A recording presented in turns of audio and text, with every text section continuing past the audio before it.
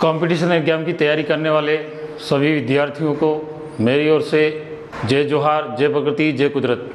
दोस्तों, मैं आपके सामने आज एक नया टॉपिक लेकर आया हूं और टॉपिक का नाम हमारा किस प्रकार से है आप बोर्ड पर देख सकते हैं। टॉपिक का नाम है हमारा भगवान बिरसा मुंडा। आज ये टॉपिक इसलिए मैं पढ़ा रहा हूँ क्योंकि भगवान बिरसा मुंडा की आज पुण्यतिथि के रूप में मनाया जाता है। भगवान बिरसा मुंडा की मृत्यु 9 जून 1900 को हुई थी। इस कारण से आज इनको पुण्यतिथि मनाई जाती है। इसी उपलक्ष्य में मैंने भी चाहा कि क्यों न आज उनका ही चैप्टर पढ़ाया जाए। इनका चैप्टर मैंने NCERT की वर्तमान में एक बुक देखी है, शायद 7th की है या 8th की है, उसमें इनका एक पार्ट दे रखा है और तो शायद तक एग्जामिनर उस पार्ट से भी कई प्रश्न कर देवे, तो मैंने ये चैप्टर उठाया है। तो अगर ये चैप्टर आपको अच्छा लगे तो आज पहली बार कहूँगा कि मेरे पढ़ाने की जो विधि है आपको अच्छी लगे तो एक लाइक ज़रूर बनता है। तो हम हमारे टॉपिक की ओर चलते हैं। देखिए, भगवान बिरसा मुंडा का जन्म कब होता है? 15 नवंबर 1875 ईस्वी में। कब? 15 नवंबर 1875 ईस्वी में। राज्य पूछे तो झारखंड और जिला पूछे तो खूंटी। अगर गांव पूछे कौन से गांव में हुआ था तो उलिहातू गांव। कौन सा गांव? उलिहातू गांव। और ये उलिहातू गांव कहाँ है? छोटा नागपुर के पठार में पड़ता है ये उलिहातू गांव। बिरसा राज का प्रतीक चिन्ह क्या है? तो सफेद झंडा। कौन सा झंडा है? सफेद झंडा। भाई, जब भी ये आंदोलन करते थे तो सफेद झंडा लेकर ही जाते थे। मैं पढ़ाऊंगा कि इनका आंदोलन किस कारण वंश इन्होंने आंदोलन करा था भारत में। तो उसके बाद में हम देखते हैं कि इनके पिता का नाम सुगना मुंडा, माता का नाम करमी मुंडा, एक इनका सेनापति था और सेनापति का नाम था गया मुंडा। प्रारंभिक गुरु इनके जयपाल नांग और प्रारंभिक शिक्षा इन्होंने ग्रहण की थी वो सालगा गांव से की थी। उसके बाद में इनकी जो शिक्षा थी वो एक ईसाई मिशनरी स्कूल में इन्होंने आगे की शिक्षा ग्रहण करी थी। इनको अनेक उपनामों से भी जाना जाता है। इनके उपनाम हैं धरती आंबा, कहो तो भी भगवान बिरसा मुंडा को ही कहा जाता है। धरती बाबा भी किसको कहा जाता है? भगवान बिरसा मुंडा को। ये अजीब सा नाम है, कई प्रश्न पूछ देवे। सिंह भोगा किस जनजाति जनजाति क्रांतिकारी का नाम है? तो किस क्रांतिकारी का है? या फिर सिंह भोगा किस आदिवासी भगवान का नाम है? तो किसका नाम है? भगवान बिरसा मुंडा। सिंह भोगा का तात्पर्य है सूर्यदेव। अगर इनका धर्म पूछे तो इनका धर्म कौन सा था? आदिवासी धर्म। इनकी पूजा पद्धति तो ये प्रकृति पूजक थे। कैसे थे? प्रकृति पूजक थे। प्रकृति को पूजते थे, जल जंगल जमीन इन्हीं की पूजा करते थे। इन्हीं को ये ईश्वर सब कुछ मानते थे, भगवान। देखिए, यहाँ मैंने एक सत्र लिखा है 1875। भाई, भगवान बिरसा मुंडा के ज़माने में क्या हुआ कि 1895 में एक युद्ध हुआ, पहला युद्ध। और उस युद्ध में हिंदू जमींदार प्लस अंग्रेजों से इनका युद्ध हुआ।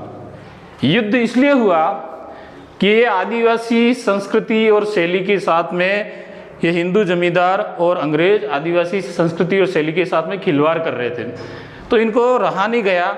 और साथ ही साथ ये लोग क्या चाहते थे कि ये लोग हमारे जल जंगल की जो ज़मीन थी उस ज़मीन को ये छीनना चाहते थे। तो हमें आदिवासियों को ज़मीन से बेदखल करना चाहते थे। इसीलिए इन्होंने पहला युद्ध कब लड़ा? 1895 ईस्वी में, और हिंदू जमींदारों अंग्रेजों के विरुद्ध। फिर इन्होंने जो आंदोलन छेड़ा, वो युद्ध किया, तो सरकार भी अंग्रेजों की थी और उसके साथ ही जो भी है रजवाड़े भी इनके खिलाफ थे और रजवाड़े भी अंग्रेज और साथ में मिले हुए थे। तो इनको दंगे फसाद का एक रूप दे दिया। क्या रूप दे दिया? 1895 में दंगे फसाद का रूप देने के कारण इनको कितने साल की सज़ा हो जाती है? 2 साल की सज़ा हो जाती है। 2 साल की सज़ा हो जाती है, लेकिन इनको थोड़े यानी कि 2 साल के बाद में पुनः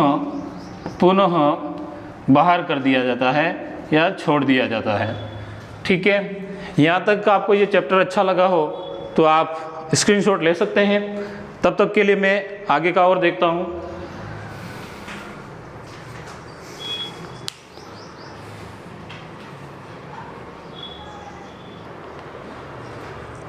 देखिए दोस्तों, आगे की जानकारी मैं आपके सामने लाया हूँ। आगे क्या हुआ था? दूसरी बार और युद्ध हुआ था। दूसरी बार युद्ध हुआ था 1897 ईस्वी में। 1897 ईस्वी में भगवान बिरसा मुंडा के साथ में किन किन के साथ में युद्ध हुआ था? तो अंग्रेजों और यहाँ के हिंदू जमींदार और यहाँ के महाजनों हम कह सकते हैं साहूकार यानी कि दुकानदार या बनिए, इनके खिलाफ इन्होंने दूसरी बार युद्ध किया था 1897 ईस्वी में। इन्होंने ये युद्ध इसलिए किया था कि दूसरे युद्ध में इन लोगों ने इतना परेशान करा था कि आदिवासियों को इतना परेशान करा था कि आदिवासियों की जमीन, अनपढ़ आदिवासी थे, उनकी ज़मीन को ये महाजन और जमींदार और अंग्रेज मिलकर अंगूठा लगाकर जोर जबरदस्ती से ज़मीन छीनना चाहते थे और ज़मीन ले रहे थे। इसके खिलाफ उन्होंने दूसरा युद्ध छेड़ा था 1897 ईस्वी में। और जैसे युद्ध छेड़ा तो अंग्रेज भी डर गए, जमींदार भी डरे और महाजन भी डरे, क्योंकि ये इन लोगों ने, इनके पास में तो तोपें और बंदूकें थी, लेकिन हमारे आदिवासी भाइयों के पास में सिर्फ धनुष बाण ही थे। उस धनुष बाण के माध्यम से, गुरिल्ला पद्धति युद्ध के माध्यम से भी इन लोगों को हरा दिया था भगवान बिरसा मुंडा ने और इनके सेनापति गया मुंडा के द्वारा। तो यहाँ इनको डर लगने के कारण फिर ये इस युद्ध को जीत जाते हैं। जीतने के बाद में ये जंगलों की ओर पलायन कर जाते हैं। कौन? भगवान बिरसा मुंडा। तो इनको पकड़ने के लिए सरकार ने 500 रुपये का इनाम रखा। कितना? 500 रुपये का इनाम। तो एक लालची व्यक्ति, हर एक इतिहास गवाह है कि हर एक जगह कहीं न कहीं आंदोलन में हो, भले किसी भी युद्ध में एक लालची व्यक्ति हमेशा होता है। तो उस लालची व्यक्ति ने 500 रुपये के खातिर हमारे भगवान बिरसा मुंडा को सरकार के खिलाफ पकड़वा दिया, मतलब कहाँ छिपे हुए उनकी खुफिया जानकारी बता दी। वर्तमान में अगर ये 500 रुपये की राशि मानी जाए तो वर्तमान के हिसाब से ये राशि मानी जाती है 5 लाख के बराबर होती है। कितनी? 5 लाख के बराबर। फिर इनको जैसे ही पकड़ा जाता है और पकड़ने के बाद में उनको रांची की जेल में डाल दिया जाता है। इतना ही नहीं, इनके साथ में इतना अत्याचार कराया जाता है इनके कहने पर, अंग्रेजों और जमींदारों और महाजनों के कहने पर, कि अगर ये व्यक्ति जिंदा रह गया तो आगामी वापस युद्ध छेड़ सकता है और हमें यहाँ से खदेड़ सकता है। तो इन्होंने क्या करा? उस जेल में ही किसी व्यक्ति के साथ में जहर देना शुरू कर दिया।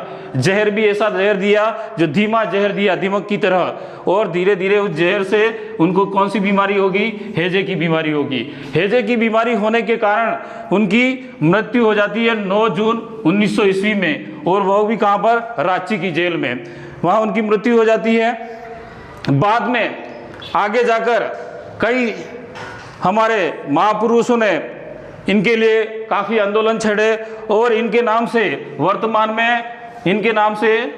में अंतर्राष्ट्रीय हवाई अड्डा बना हुआ है। उस हवाई अड्डे का नाम है बिरसा मुंडा हवाई अड्डा। और ये हवाई अड्डा कहाँ है? रांची में। और रांची कहाँ है? झारखंड में। इन्हीं के नाम से एक केंद्रीय कारागृह भी बना हुआ है। किन के नाम से? भगवान बिरसा मुंडा के नाम से केंद्रीय कारागृह बना हुआ है।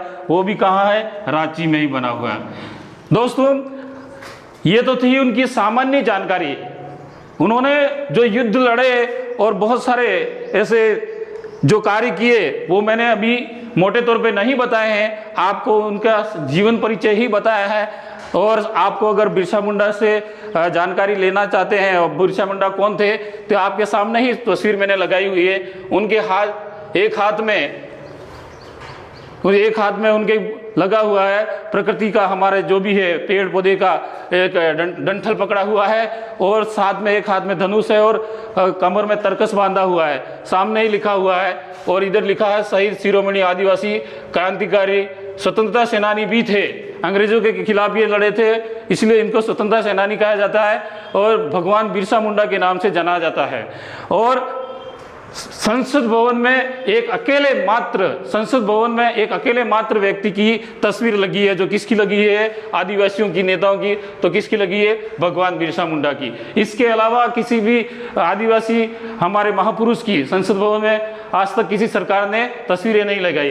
वैसे तो हमारे आदिवासियों में बहुत सारे जननायक रहे, लेकिन हमारा इतिहास दबाया गया। दोस्तों, यही एक व्यक्ति थे, उनका जो झारखंड की जो हमारे आदिवासी थे, उन्होंने लड़ झगड़ के उनका नाम जिंदा रखा। तो मैं उनको तहे दिल से उल गुलहान का नारा देता हूँ, जय जोहार, जय प्रकृति, जय कुदरत।